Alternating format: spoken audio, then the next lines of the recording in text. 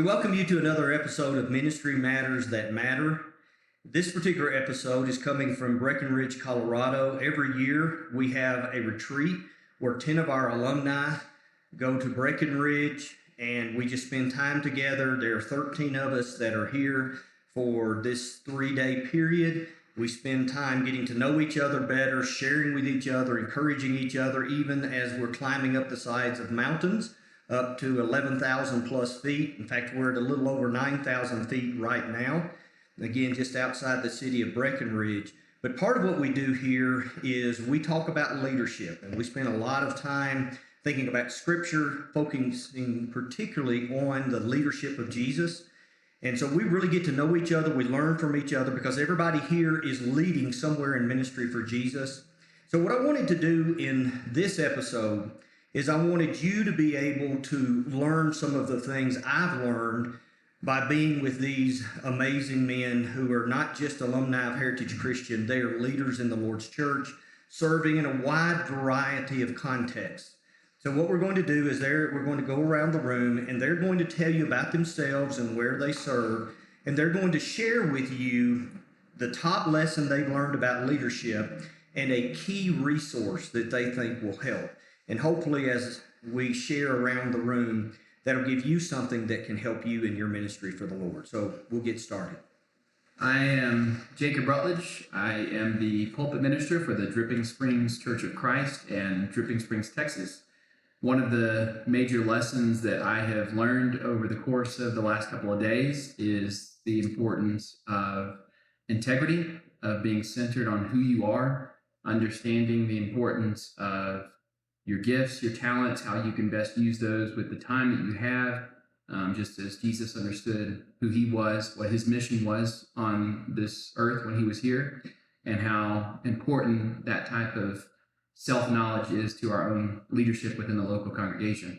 Probably the number one resource I would recommend at this time that comes to mind is Counseling for Church Leaders, the book that was put out by Bill Bagents and Rosemary Snodgrass.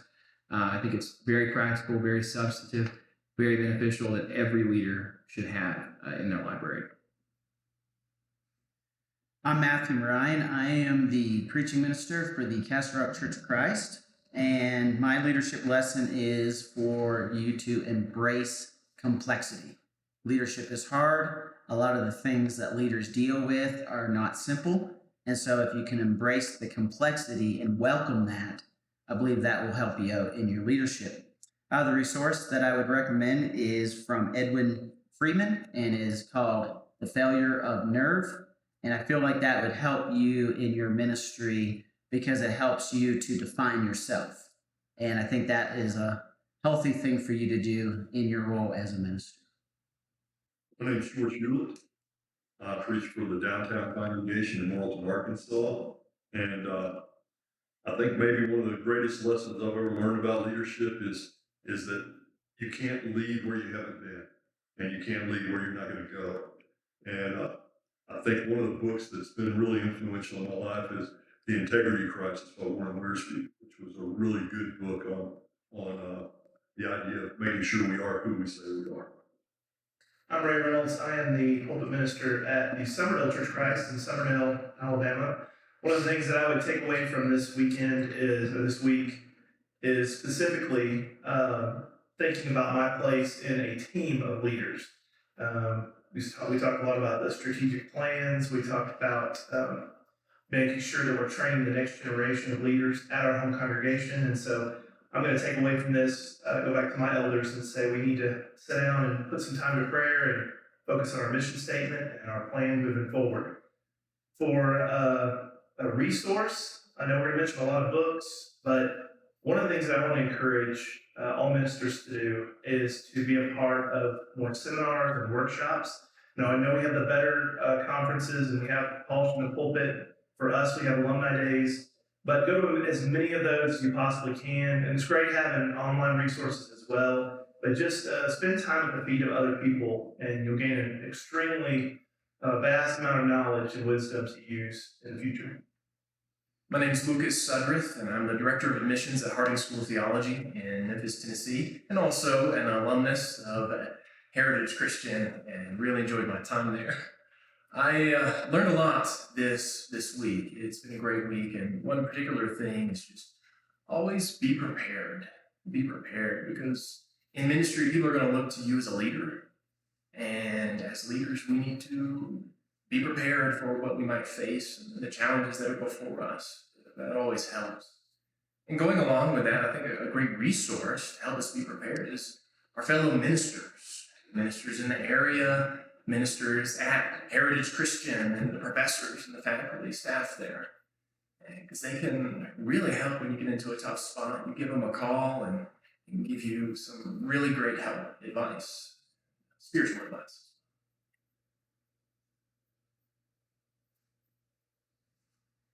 My name's Stan Dowd. I graduated from IBC, or Heritage Christian University, many years ago. I've been at the Burning Church of Christ for 34 years. And I really enjoyed this time together. It's been a renewal, a refreshing and encouragement, especially the time of reminding us of what our mission is and the focus on our mission and our purpose, and not lose sight of that, because in ministry you can get so distracted and pulled in so many different ways that sometimes it gets us off our main mission. And I really enjoyed the book Lead Like the Lord by Brother Kirk Brothers. It's been a great book and an encouragement to me that we've been studying through it. And a book that I look to from time to time that just kind of encouraged me as a preacher is the book called Preciousness of Preaching by Elvin Stevens. And it just reminds me that I'm in something very important, and that we're the greatest profession of the world. I'm Philip Goad. I am a minister at North Highlands Church of Christ in Russell, Alabama. And I also still do some work with Heritage Christian in the area of alumni relations. And probably one of the greatest reminders to me, not necessarily something I learned that's new, but I was reminded this week about how important it is to spend time in person with other leaders for the purpose of talking about leadership. And I was on campus every day for a lot of years and spent time every day around leaders. And then I went to work with the church, and you do a lot of your work by yourself.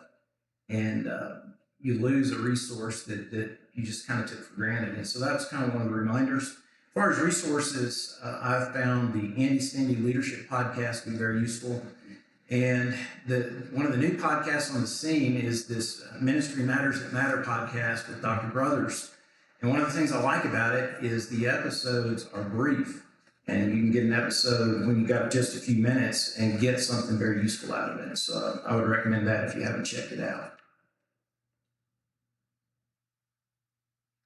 I am William Sharp, and I am the campus minister with Tie for Christ in Tuscaloosa, working with students at the University of Alabama. I'm also a chaplain with the Alabama Army National Guard. And one of the things that I learned from our time together was just being knowledgeable in your field. Competence is what we talked about, and just the importance of knowing who you're talking to and being able to really just comprehend what you're studying and putting that into words and discussing that with other people. One resource for me is Peter Nordhaus's book, Leadership, Theory and Practice. It's very thorough in leadership studies, and it really just gives you a bigger understanding of all different styles of leadership. And as ministers and spiritual leaders, we can definitely learn more about leadership as a whole, different styles of leadership that best suits you as you. My name is Corey Waddell. I am one of the ministers for the Bear Valley Church of Christ in Denver, Colorado. As far as my lesson learned, I appreciated the reminder that defining determines the doing. We spent a lot of time trying to define things such as what is spiritual leadership? How would we actually name it, articulate it?